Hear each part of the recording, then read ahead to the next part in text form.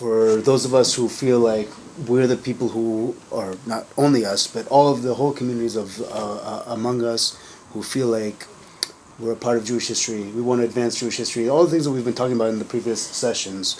The question is, and this is a big question that comes up, and I think it's there's going to be a huge divide here maybe on the issue, is regarding the Palestinian Arab population. Okay, and specifically I want to refer to one thing. There was a thing, Saib Erekat, who was one of the chief negotiators for the Palestinian side. This thing was all over Facebook not too long ago, where he came out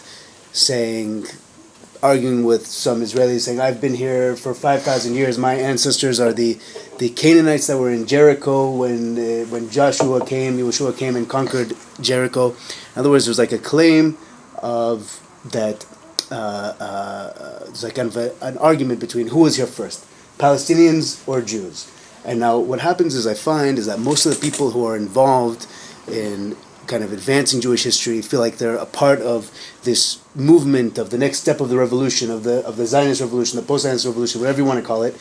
There's kind of an insistence, and I hear it from a lot of people that I respect, that we have to kind of deny the existence of a thing called the Palestinian people. And these people will bring a huge number of arguments, okay? Is this something you guys talked about earlier or something? No? Okay. Some people will bring a huge number of arguments claiming that there was no such thing as the Palestinian people, that the name Palestine was a new invention. And that is, I think, like one of the battles that's being fought by people who I think a lot of, I personally at least, I'm connected to a lot of the idea of moving things forward. What we have to do is kind of deny the existence of such a thing as the Palestinian people. We might not even call them Palestinians, we might just call them Arabs. We might say that they weren't here before in 1948. And my question is here, and this is what we're going to bring up, and I think Yehuda is going to talk about it, is going to start with talking about it, we're going to bring up for discussion. Is this something that's necessary? Okay? Is it necessary for us to deny the existence of a Palestinian people? Is it prudent for us to deny the existence of a Palestinian people? Does it serve our interest to deny the existence of a Palestinian people? Is it just and correct historically to deny the existence of a Palestinian people? And I think that the first question we have to ask ourselves, and maybe here I'll pass it on to Yehuda, is what are we talking about when we're talking about such a thing as the Palestinian people? Is there such a thing? What are they talking about? What are the Palestinians themselves, the Palestinian Arabs, what are they talking about? What are they referring to when they talk about Palestinian people? The way I understand Palestinian national identity is as follows.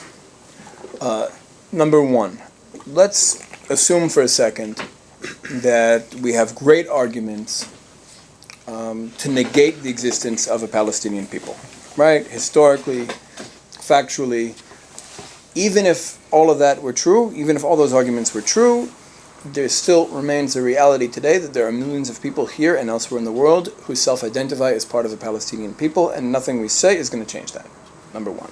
And not only is nothing we say going to change that, but to deny it already shuts down anybody we want to talk to outside of our small group of supporters.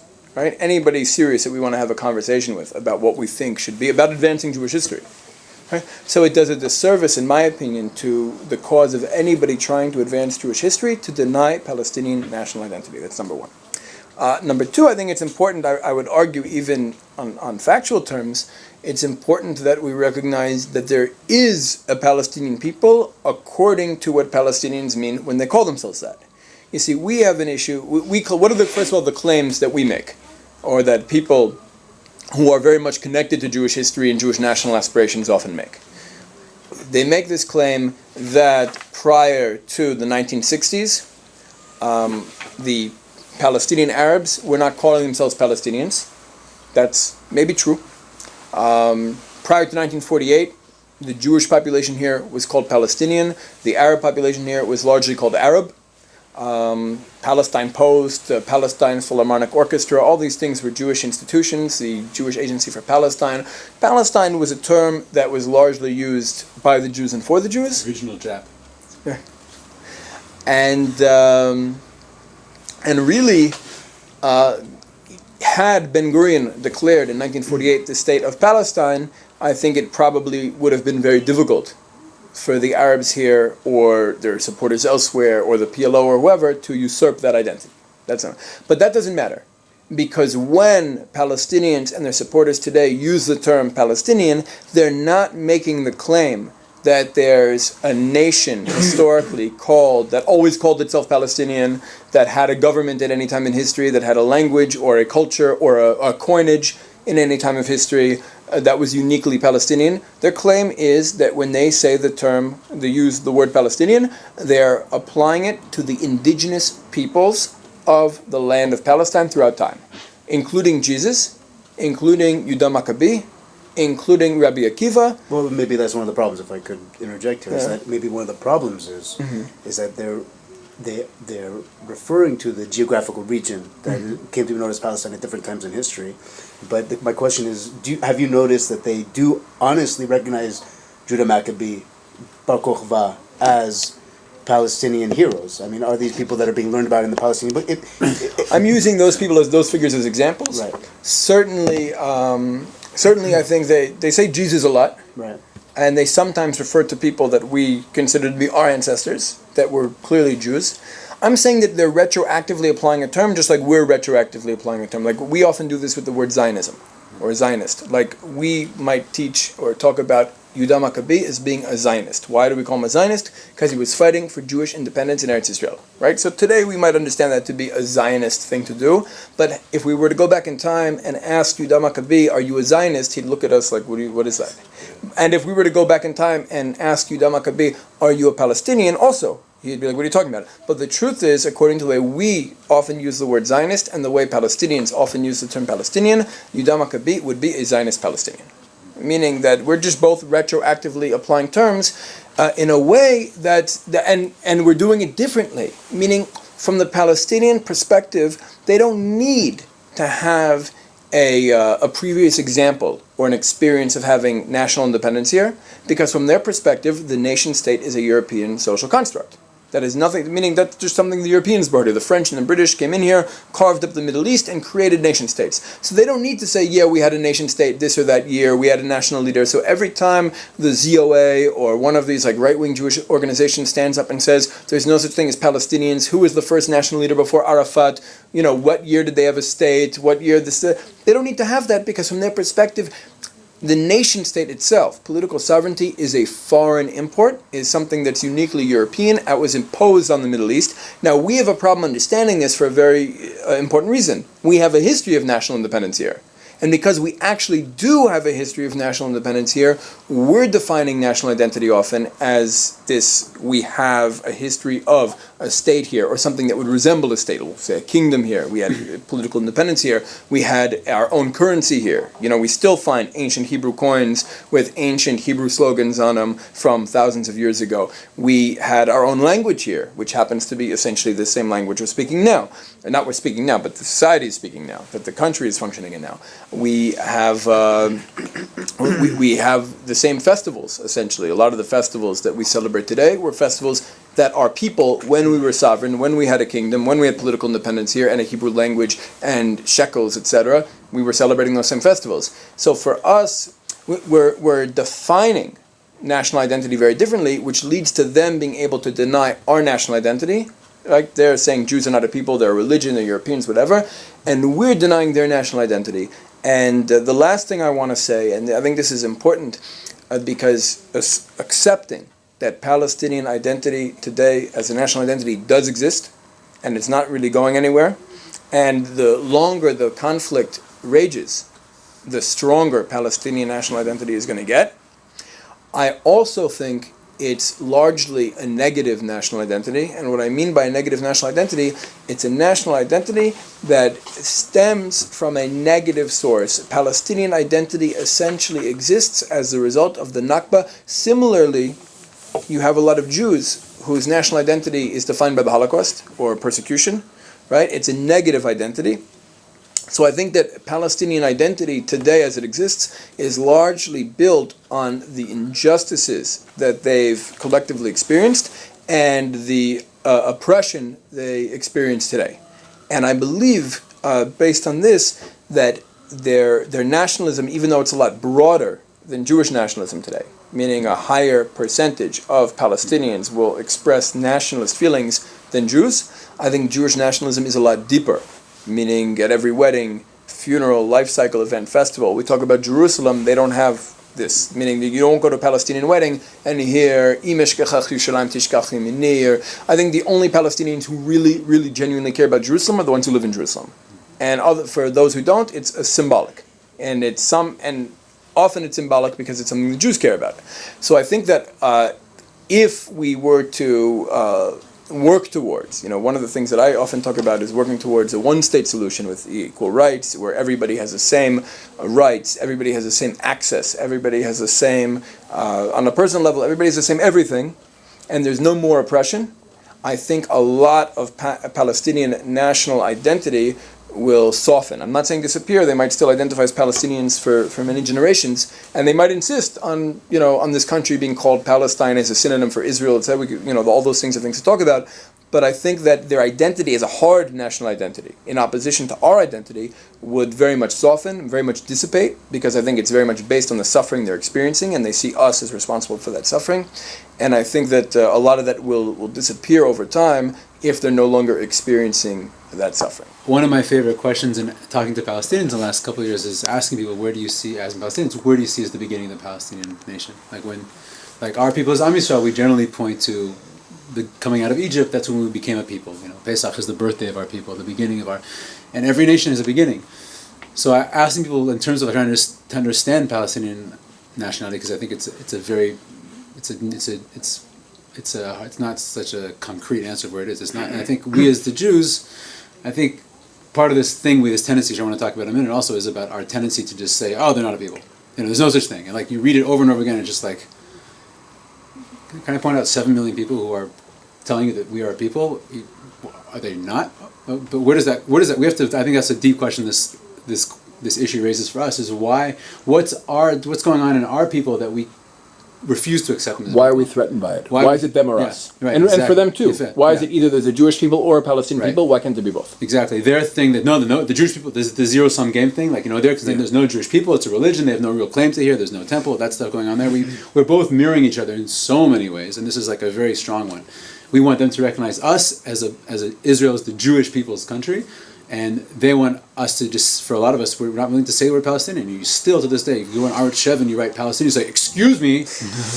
An history lesson. Right. PA Arabs, okay. right. And you see Palestinians can't even say the word P. Blah, blah, blah, blah. Anyhow, but my point is that history is dynamic and the world is dynamic, and at some point things change. And so if you say there can't be Palestinian people, because of why? Why not? So the answers I get to when was a Palestinian people become, some people will go like Saab Erekat, I think said the other day, is quoted be saying, the Canaanites. We're the actual descendants of the Canaanites who were here before you Jews came here. At least he's acknowledging that Jews were here thousands of years ago. Yeah. But we were here before.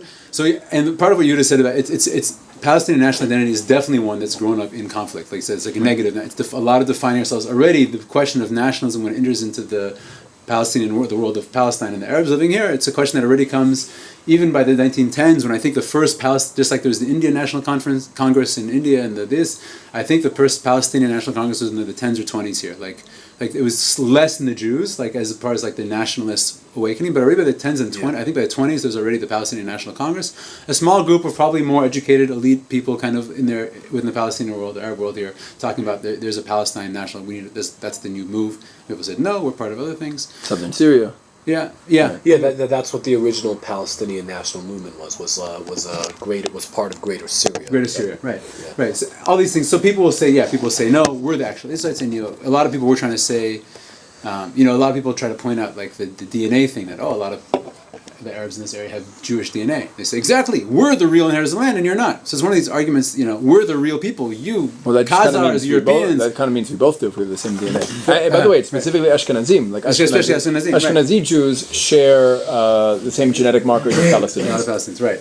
Which means that we're not Khazars. Yeah. We're not Khazars, and they're not Arabs. Right. Yeah. We're both descendants of the same people. Right. And then people say, well, no, it's in the 10s and 20s. The kind of a beginning of a dialect of a narrative here of us being a Palestinian people starts coming, or people all tracing from all different places. But that for me that doesn't like basically what I believe deeply is, and this is a question I actually have, like on my own belief, akasha I have like on my own beliefs, is like, so I'm saying that basically the Palestinians, because they're here, there's however many million people saying they're Palestinians, that's the way it is right now. That's the emet. Is that the emet? Is that the reality of the postmodern world, that you just say something's true and then it's true? It's a fact on the ground. It could be a slice of the truth. A slice of the truth, part of the truth? Right. But I would say one of the things that I think threatens a lot of people who are committed to Jewish rights and Jewish identity and Jewish aspirations, one of the things that I think they find threatening about the Palestinian movement is that they perceive it, whether right or wrong, they perceive it to be constructed for the sole purpose of negating Jewish rights.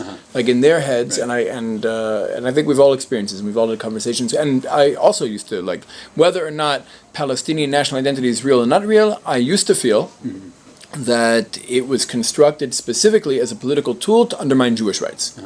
And I think that's what threatens a lot of people. Not just that they weren't a nation and now they're a nation, Right. but that they weren't a nation and they became a nation for the sole purpose of negating our rights. And I think that's what drives a lot of people to feel they need to deny Palestinian national identity. In the concept of conflict, I think that's totally true. I mean, I had a talk once with a Palestinian guy who works in the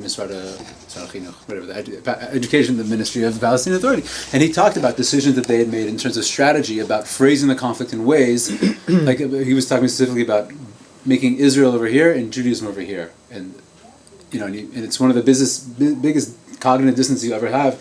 Talk to a Palestinian, and for us, it's all a given that Israel's the Jewish people is good. No.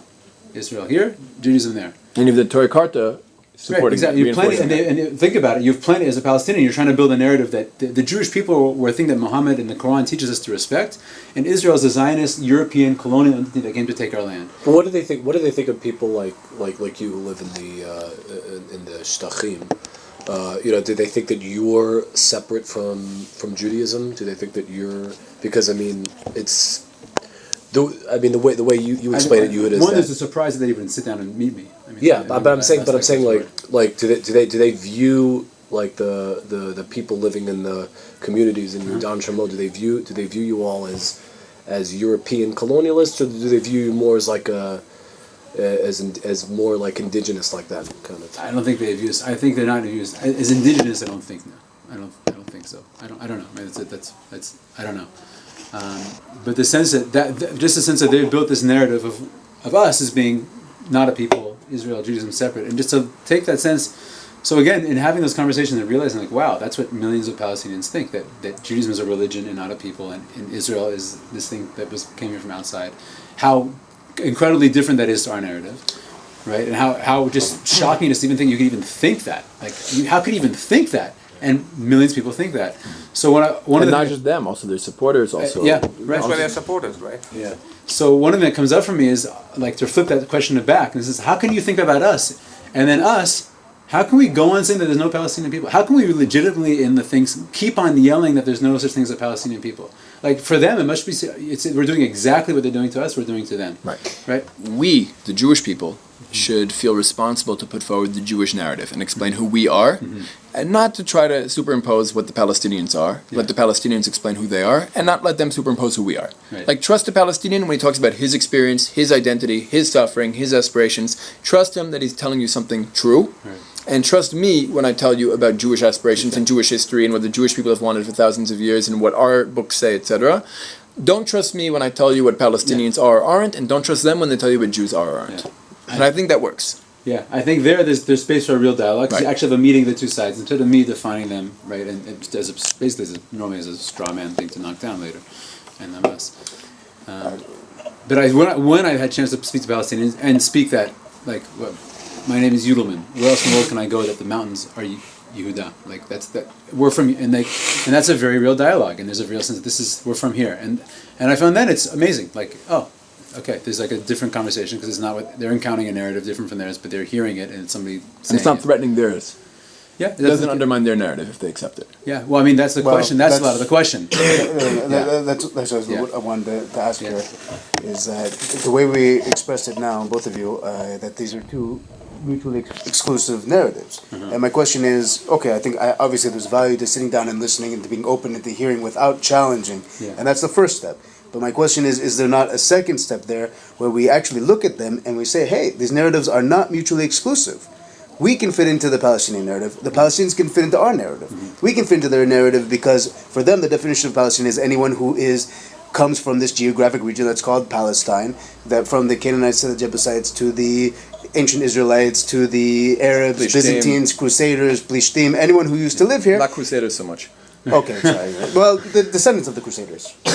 Some descendants of the Crusaders probably are. But in any case, these people who lived in this region are called Palestinians, and in that sense, I am a Palestinian. I see myself, even if you don't accept it at the moment, I see myself as a Palestinian, and you should know that. Yeah. And from our point of view, we should know that that many of the people living here, and I think there's one of the keys when I look forward and say how can we build this like kind of common narrative, is the reality is that many ancient Jews and Israelites did not leave the land of Israel, stayed in the land of Israel through the different conquests of different people who it was more important for them to stay on the land rather than to leave the land, and they stayed on the land at the price of leaving their culture. And so when I look at the Palestinians, I know that there's a pretty good chance, like we talked about the DNA, not only DNA arguments, I mean, I think it only makes sense historically that many Palestinians, especially in the mountainous regions where there was less of a movement of population, they have to have been descended in some way from ancient Israelites and from Jews throughout the centuries. Not all of them, maybe not, I don't know how many, but there's definitely a possibility, and they've definitely, even those who weren't, they've absorbed many of the cultural aspects that that the Jewish people had here and that had put it. So what I'm asking about, like, is it already too early? Am I jumping ahead in trying to think about this common narrative already? No, I think that we have an obligation, just even the people in this room or the people who are committed to advancing Jewish history forward, and certainly in a way that leaves room for the Palestinian and the Jew to reconcile, we have an obligation to create the space for both narratives to be correct, right? Like there's two movies playing out. There's the Zionist movie, let's say, the Israeli movie, and there's a Palestinian movie. Both movies are true. Both movies are correct according to the people who are living in each. We need to create this larger movie that's inclusive enough to encompass both ostensibly rival movies. We need to create a bigger narrative that will encompass both narratives, because both narratives are true. Both narratives make mistakes, but I think both the mistakes, the flaws of both narratives are largely pertaining to the other narrative, are largely pertaining to the role of the other in our narrative. We're superimposing identities and ideologies, and like you hear it on their side and you hear it on our side. When a Palestinian in Hebron tries to explain to a tour group why the Jews are living in Beit Hadassah, or why the Jews are living in Avram Avinu, or why we care about Ma'arat Machpelah, it usually has nothing to do with what the Jewish tour guide will say, what we're doing there. And when we talk about why Palestinians engage in political, whether it's nonviolent or violent political activity against the state of Israel, against the Jewish people, we often superimpose these motivations of like jihad or Islamic fundamentalism on them, whereas in fact they're experiencing oppression and they believe they're resisting that oppression, right? And I think that we need to really make space for both narratives to be correct, and find that space for them to both be correct in a way that leads into a bigger narrative that we can both feel comfortable flowing forward together. Our ability to talk with one another, our ability to communicate with one another and try to frame this narrative is really hindered by this movement, this demand, actually. It's more than a movement now. Now it's a demand to create two states. And It's like forced segregation. Yeah, forced segregation, exactly. And, as I'm sure, I think most of us in this room are Israelis, we can't go to, we of course can't go to Gaza right now and speak with the average Palestinian there. And we can't go to Ramallah or Beit Lechem or Shechem and speak to the Palestinians there either, because we're not allowed there. You can, but it's really not so easy. And it's officially illegal. Yeah. The Area C is pretty big, though. Yeah, but it basically, in 20 years ago, you were able to do that. And I think that's... Normally. Like without it being an effort. Yeah. But like now, I think before we even start to try to frame a narrative, is we need to try to find a way to try to stop this this hindrance of communication between both sides, because we can talk all we want about trying to be as objective as we can about these narratives, but we're not going to get anywhere until this forced segregation process on us comes to an end. And I fear that that it's really I mean the movement right now is really, I think, stronger than ever, and I think unless something happens, we're in danger of a point of no return. Well, it's certainly true, I think, that one of the major obstacles to genuine grassroots peace in this country between the Palestinians and the Jews are the mechanisms that have been put in place as a result of the Oslo Accords. Whether it's the existence of the Palestinian Authority, which includes their media, their education system, their propaganda to their own people against us, whether it's our military occupation of the territories, meaning hard military occupation, checkpoints, walls, restrictions on freedom of movement, the military bureaucracy that people are forced to live under. All of these things, we're 20 years into the Oslo process. We're a lot further away from peace than we were before it started. In my experience with Palestinians, whether it be here, whether it be on university campuses in the United States, if not all of them, almost all of them at some point bring up their own family's Jewish identity at one time or another, or certain customs, whether it's lighting candles Friday night, wrapping tefillin on sick people, a menorah etched, engraved into their home, or whatever it is. They said they have something to say about their own Jewish identity at some point in history, number one. And number two, everybody seems to agree that the starting point for genuine peace is the day before Oslo. Meaning that in order for Palestinians and Jews to really engage in serious, genuine dialogue towards peace, not just peace, but even unity ultimately, we have to start from the day before Oslo, before this basic, whatever partition, forced segregation, the two-state process. We have to go back to a time when it was normal for us to interact, travel freely, where we could shop in Ramallah, where Palestinians in Beit Lechem could work in Tel Aviv, or where we could travel to Jericho for ice cream. When things were just, but we had some kind of normalcy between the two peoples, which is we're 20 years past.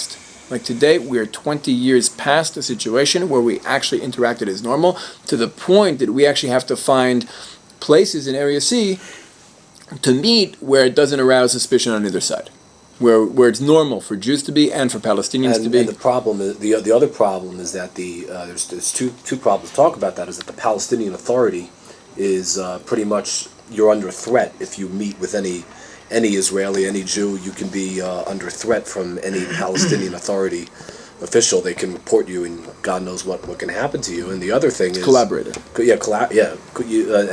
Meeting with someone apparently is a collaborator. But the other issue is that that we now have a whole generation of children, Palestinian children, who are growing up with this perspective of this horrible perspective of Israel that, let's say, the previous generation didn't have. Many in the previous generation actually had a much more positive perspective of Israel because they had a lot more opportunities than they did than the countries around them. But now understandably, we have to understand that if we were in their position, I think we'd be pretty pissed off. So right. I had one Palestinian say to me, I remember when I met him, he said, my father, he was in his 30s, he said his father, if you ask him, would he prefer to live under Israel or Jordan, he would choose Israel. If you ask him, would you prefer to live under Israel or Arafat, he would choose Israel. And the generation today, meaning people younger than him, younger than me, people who are in their 20s or teens, Palestinians, they don't even know Israel. He says it's not just that they would choose Israel or not choose Israel, as opposed to Arafat or Jordan. They don't even know Israel, and they hate Israel. The Israel they don't know they hate. And I remember making a remark, well, of course, that's because of the education, the Palestinian TV, the Palestinian education in schools. And he said, you're half right. But also that education is being reinforced on the way to school, because the only Israeli they encounter is the soldier with a gun and a helmet at the checkpoint who's controlling them. So that reinforces all of the negativity that they see on TV or here in school. And he said something that was very powerful to me. He says, Palestinians, the average Palestinian, meaning almost every Palestinian, under 30 years old or under 25 years old living in Ramallah today, has never seen the Mediterranean Sea. Right? They're not coming in contact with Israel, and they're just essentially living, in these Area A cantons, and we control their movement in and out of those. And this is a culture that loved the ocean, that loved the sea. And like poetry and the image of the beach was a deep part of Palestinian society. And it's gone because we're stopping them from getting there. I mean, that. And I also say that the vice versa, that is also true. Like, if you talk to Israeli, like the level of hate on the Israeli side, because Israelis have no encounter with the Palestinians either. Yeah. Like the average Israeli also is not. There's no getting invited to a wedding or going for a drive and also going to visit the guy that Dad worked with this.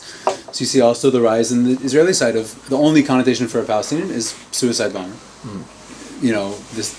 And I always say in the organization work with Eretz Shalom, we have a good amount of representation from the older generation that just remember what things were like before, when there was just some level of face-to-face interaction, and that just, and I think like we're really like there's a window of people in this land who remember what it was like before Oslo, what it was just to be a person with the other side, and the kids on both sides are just raised entirely facing fear of the other side. Their only encounter is the soldier or the bomber, that's a very stark like place where we're in terms of the next generation is in this land. I think that one of the things we have to overcome, and this is true not just for Israelis but also for Jews in the diaspora, is that we're raised with this idea that we are lambs and they are wolves. Right? That we are the lambs, they're the wolves, they just want to kill us, they're violent people. And in order for us to be able to survive among the wolves, we need guns, we need walls, we need a military bureaucracy, we need a fortress, because we're lambs. And by saying lambs, it means we are almost by definition more moral, less violent, more civilized, and they are these savages that we need military occupation to protect ourselves from. And I think that part of the switch that needs to take place in the minds of the Jewish people is that, A, we are no less capable of being wolves than they are, and they're definitely experiencing us as wolves, and wolves make peace with wolves. Meaning, I know that there are also Israelis who try to push this idea that we're lambs and they're lambs too. Right? Now, I think the danger in that is that we could put ourselves in a position of danger. We expose ourselves to danger that we shouldn't be exposing ourselves to if we have this mentality that we're lambs, they're lambs just like us, and everybody just wants to sing Kumbaya and whatever. The reality is they're angry, they have a reason to be angry, but they're not the only people who could be wolves, and I think that ultimately the Jews who are capable of making genuine, like grassroots peace with Palestinians are the ones who share a lot of similarities, meaning who are equally willing. And I think the most productive approach, by the way, is not bringing the Palestinian building houses in Efrat to the table with a Jew who is just like super westernized and lives in Efrat and has a Palestinian building his house, and it's just like this. First of all, it's a very paternalistic relationship in interaction, and second of all, it's not productive. I think that you do have Palestinians who have been radicalized, who are militant, who are willing to fight for what they believe, who are maybe even willing to kill and die for what they believe, and you have Jews who have been radicalized, who are militant, who are willing to die and kill for what they believe, and those are the people I want to bring to the table. I think those are the people who should be able to interact together towards shared struggle. And I think part of creating the space for Jews and Palestinians to arrive at real peace is also drawing attention on both sides, drawing the attention of the militant Jew and the militant Palestinian to the larger forces who have been for decades pitting us against one another while controlling and arming both sides. And that's I think one of the purposes of the too far to say that one of the purposes of the two-state solution is to make sure that we're both vulnerable enough to remain dependent on Western powers, to remain dependent on the United States. So it's a personal story that I have when I spoke with a Palestinian girl around my age, and she was telling me, you know what, my ancestors for sure are the people that lived here in Israel, the Canaanites and the ancient Hebrews also, because she told me she believes that many Hebrews were converted to Islam, were culturally assimilated to this whole idea of being an Arab. And actually when I'm fighting a Palestinian, actually I might be fighting someone who is Jewish. And by accidentally could be still a Lahik Jewish, from girl, you never know. Right. But at the same time, I look like the European. But I look like the European invader that came with a European culture and a European custom to establish a European-made state. That's how she viewed me. I said, this is not the truth. And then I said my story, my side of the story.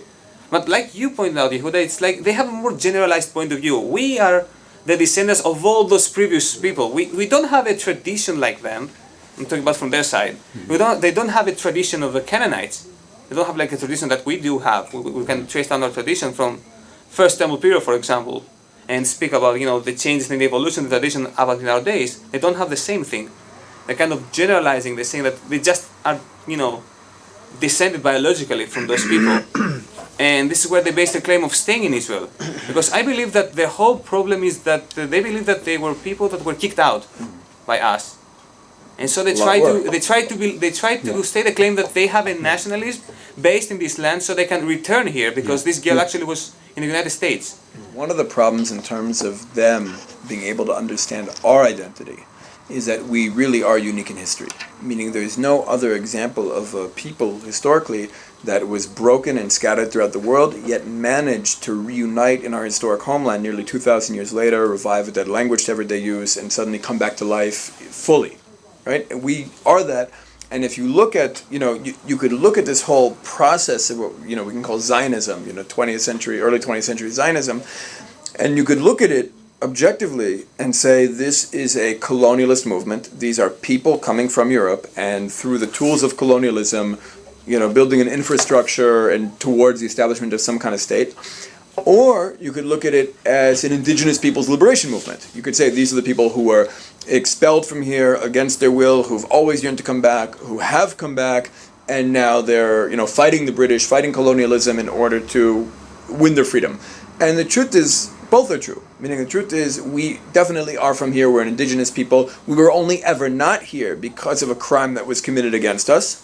That's important because people say, well, how come you were gone so long, who gives you, why do you have a right? I say, we were only gone because of a crime committed against us. And we came back as soon as we could, meaning we tried to come back before, we finally succeeded. But we were using the tools of colonialism. And even the Jewish community was split, meaning you can look at the mainstream Jewish leaders. The mainstream Zionist establishment was very much collaborating with British imperialism, right? Even against the Jews who were trying to fight British imperialism. And you even had Palestinian Arabs, at the time I guess they were Arabs, especially from Abu Ghosh, who were uniting with the Jewish freedom fighters against the British colonialists, British imperialism. So it's a complicated story, and most people, especially very generic narratives, can't deal with a complicated story. And I think one of the big, I've experienced just in the work that I do, and like just work on campuses, etc., one of the biggest, I think, weaknesses that we have is our message is too sophisticated, and you sometimes need very generic sound bites. And because our story really is as complicated as it is, we just don't have generic sound bites. We have a story to tell, and it's a great story. So the trick is figuring out a way to get people to want to hear it. I think that in a sense we created Palestinian nationalism in the sense of history, like was heard before, is dynamic. It means a nation that there was not before can be created. That's how the nations were created. I mean, people, when they use the idea of European nationalism, they think that, 5 million years ago, there used to be the same ethnicities in the same ground, so they became a nation, which is not true, actually. The people throughout history are moving here and there all the time. So a nation is created by the time that the people start identifying themselves, him and his neighbor, as one big family. Organic movement. And different nations define their own national identity differently. Like what it means to be a nation is, for example, for the Jewish nation, we define it as somebody who either has a Jewish mother or went through a very specific ritual process in order to join the Jewish nation. Right. That's our definition, but there aren't other nations who define. I'm talking about ethnic nations, not even civic national identities. There are no. I don't know of any other ethnic and national identity that defines itself exactly as we do. So we have to understand that different nations define how a nation is a nation differently than how we do, or how a people is. We have this conversion thing too, which is like Meshuggah. Well, I don't know. I think a lot of ancient peoples, like especially like Native American tribes, have like rituals that people can undergo in order to join the tribe if they weren't part of the tribe before. So I think that's acceptable. While we're trying to, in the sense, the one level, we're trying to say to the Palestinians, we're a people, not just a religion. Right. And so you're people. You can't convert to be a people. You convert to a religion. Right. So it's not really conversion. Giur is actually naturalization. I think conversion is is a mistranslation. Good, that's a good point. That's our problem, because in the exile we mostly identify ourselves with the religion. That's right. Not with a nation Especially that tries to later go in back to exile. the land. especially in later years, especially like the Reform movement, whatever, said, we're just a religion. Not just them. It was also the Haredi movement since for the past 150 years. Well, certainly Rabbi Shimshon Raphael Hirsch and his followers. Yeah. Right. I have a problem with the moral equivalence between the two narratives. Okay. I don't buy factually that the Palestinian people descend from the Jebusites and the Canaanites and the Phoenicians. What about the Hebrews? There may be in certain areas a minority, like in the Hebron area. I buy that, but there are many that came. First of all, most of the other nations were extinct. There were many that came, And they don't self-identify as those nations. It's not like they're saying we're the Jebusites. Suddenly making out. Suddenly, say a Barakat saying from conquered. My dad was in Jericho when the walls came down, or his father. I don't buy that. I believe that many Arabs, many people who call themselves Palestinian today, came into the land of Israel from surrounding states as a result of the Jewish rise in population here. Many of the so-called 7 million in the diaspora are defined as such by some freak definition of a Palestinian refugee, which anyone who between 1947 and 1949 entered a refugee camp anywhere in Israel, Jordan area is now a so-called... Anyone who is here as early as 1946 gets to be a Palestinian refugee. Even if they went to a refugee camp from Syria to Jordan, that makes it. I don't believe that once you equate the two, once you create a moral equivalence between the two narratives, then you say that it's like doing away with Zionism, because you're just saying that any one of these 7 million people can come here, just like any Jew can come here. I don't believe that is a Zionistic starting point.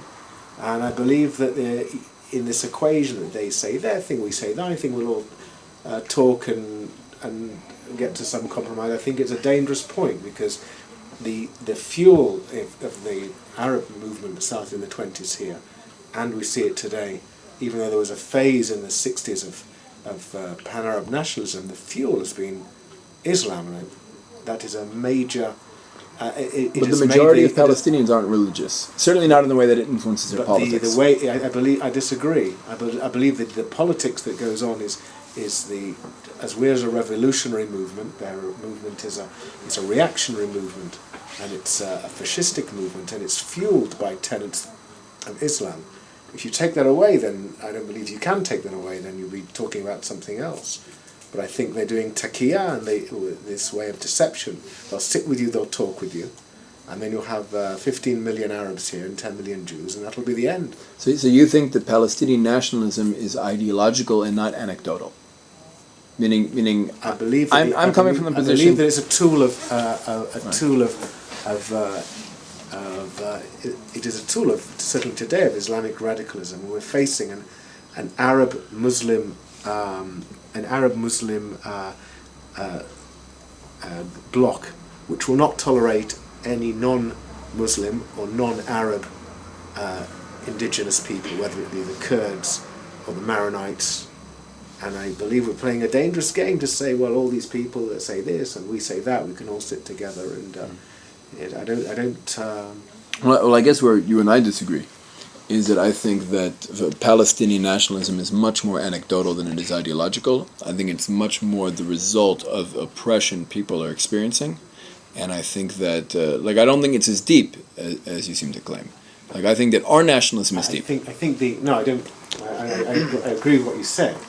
What I'm saying is that it is what we call Palestinian nationalism is a tool of the forces that are being used to undermine Jewish national rights. I have to say, actually, I'm very torn on this point. And it's not, and I don't think it is. I think it is anecdotal. I just think it's a great. Now you have 7, and I think whatever territory, if you look historically, whatever territory that Jews inhabit here is what slates the land as Palestine, renders it occupied. Like before 1967. But no one would say what we were in West Bank. Like I say, Jordan is Palestine. When people say they don't call it Palestine. Before 1967, it was. They didn't call the West Bank Palestine. What do you mean what Palestine? Only Israel was Palestine. And if we retreated to 20 meters of great between the beach and the Great Synagogue on Allenby Street in Tel Aviv will be having the same conversation, and they're mirroring us. There, it's a negative of us. Let me tell you the way that I I have trouble with it because I don't know what the solution will be from this. Like for me, it's clear that what's incumbent upon us to do is to act justly and rightly and wisely, and that means seeing the reality that there are many Palestinians for whom their story is anecdotal, as you would have said. There are many Palestinians for whom they don't buy this ideology, and they also might not want to be the pawns to this evil ideology. But at the same time, I don't deny the fact that there is an evil ideology out there. But in the reality of any evil ideology, the first thing you try to do is see what. I'll give you an example. What Shmuel HaMelech did when he fought the Amalekites. The first thing he did before he went and fought the Amalekites and wiped them out was he said to the Canaanites, "Come out." Don't follow. He said to the Canaanites, there were Canaanites there, the Druze. descendants of the Druze. descendants of Canaan. Yitro, There's the Canaan. right? The Amalekites. The Canaanites who were living among the Amalekites, who had an alliance with the Israelites, a historic alliance with the Israelites. In other words, they didn't follow the Amalekite way. I'm bringing it as a, and I think that's what's incumbent upon us to do right now. I don't think we have to be afraid of those forces that are. I think we have to be wary of those forces that are fighting us. I don't think we should ignore them. I really don't think we should ignore them. I don't think we should be singing Kumbaya with everyone and saying, "Oh, and get." But at the same time, one of the things that's preventing us from acting justly in the region is our inability to differentiate between players. And I think there are different players here. There are those people who we can get along with, and who we should be getting along with, and who it's only right to get along with. And then there are those people who we have to fight against mercilessly. And I have no problem with that. And one of the problems I think for most people is that in order for most people to get up and fight and to kill, which is sometimes unfortunately necessary in our world, they feel that they have to hate. And I think one of the things we have to teach ourselves is that to get up and fight, you don't have to hate someone. You have to know what you're fighting for. You have to know what's right. You have to know what's just. We don't have to convince ourselves that all the Arabs are enemies, all of the Islam is an enemy. I don't believe that. I don't believe that. I know that there are forces in Islam and forces in the Arab world that are enemies, and I'm willing to accept that. I'm also willing to try and transform that, try to, as much as I can, up to a certain point, to try and transform those people so that we can have a good life together. And I think there is a place for Israel, Bani Israel, and for Judaism and for the Torah in the Islamic world. And I think there's room for Islam within the Jewish world. I think there's places where we can get along and we can get together. The average guy in Israel, the Israeli, knows the negative.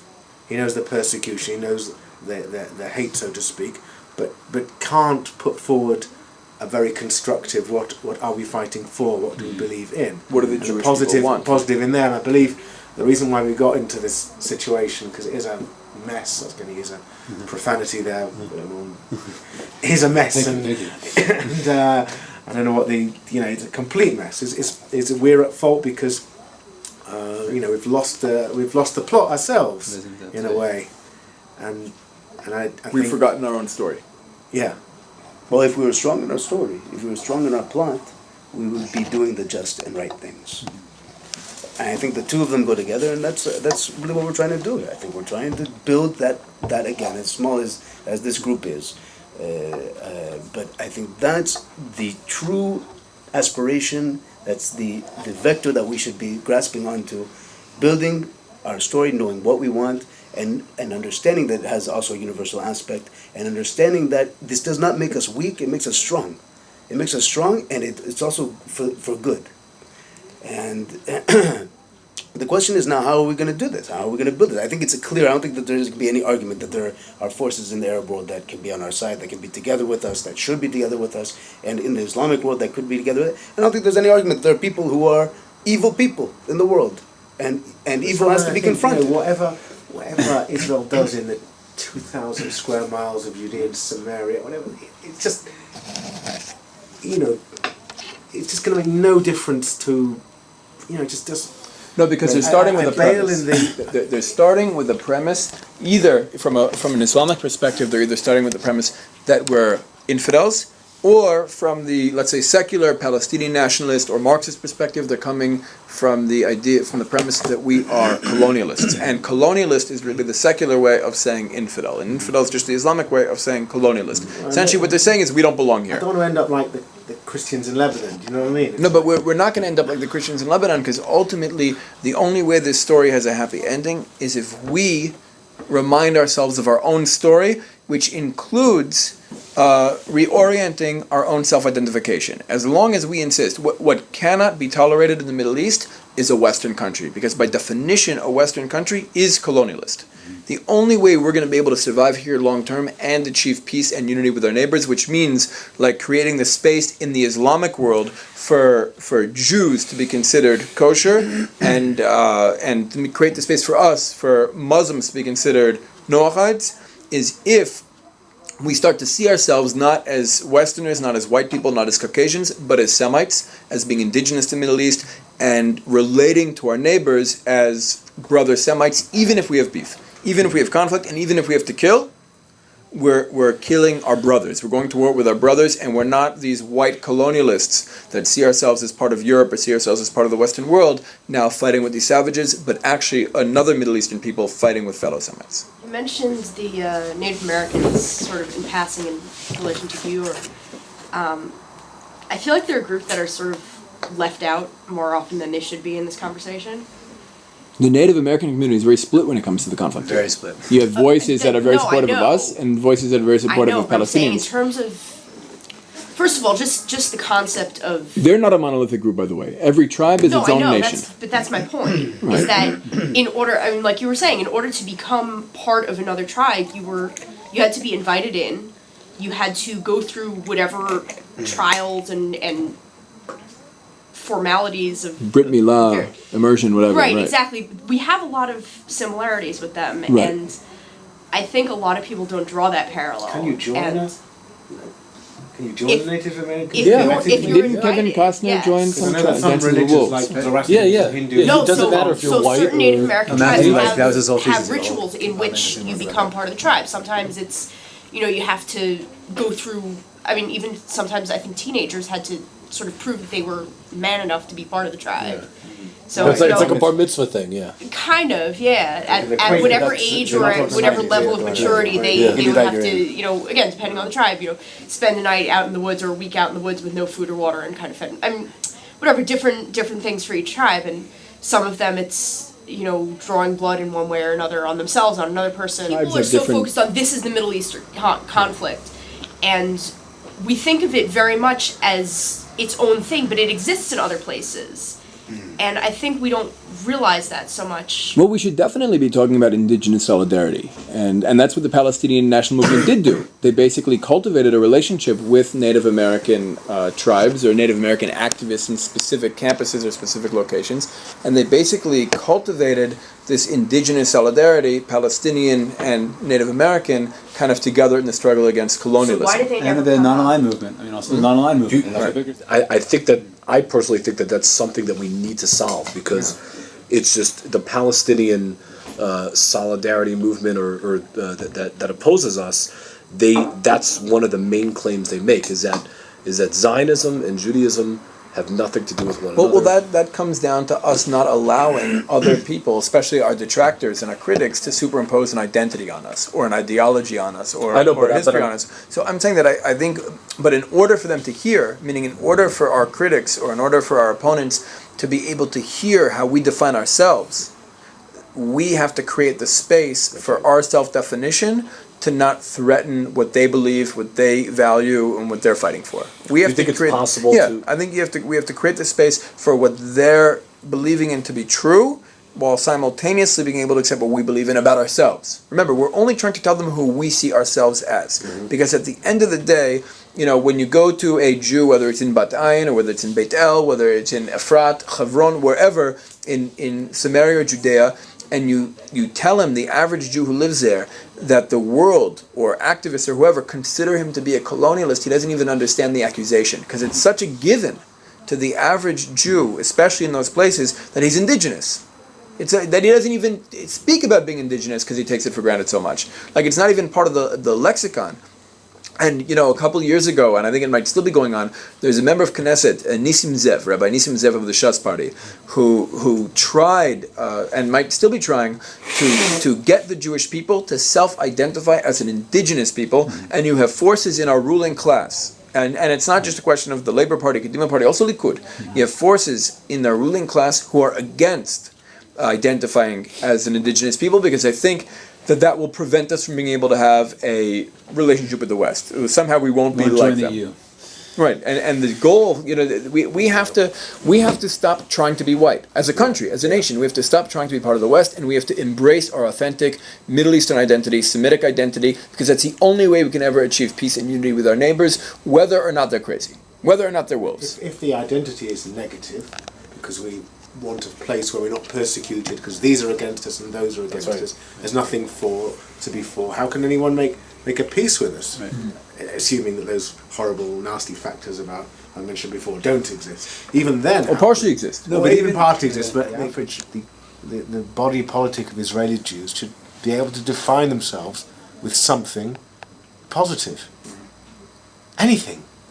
That's hopefully in line with what the Jewish people have wanted for 2,000 years. Yeah. Just to say that what makes me is I serve in the army, or I just want a refuge because they hate us. This one hates us, that one hates us. That's the emptiness of Zionism today. Yeah. The majority of self-defined Zionists in this country define themselves as Zionists because they do Miluim and have a barbecue in Yom Ha'atzmaut.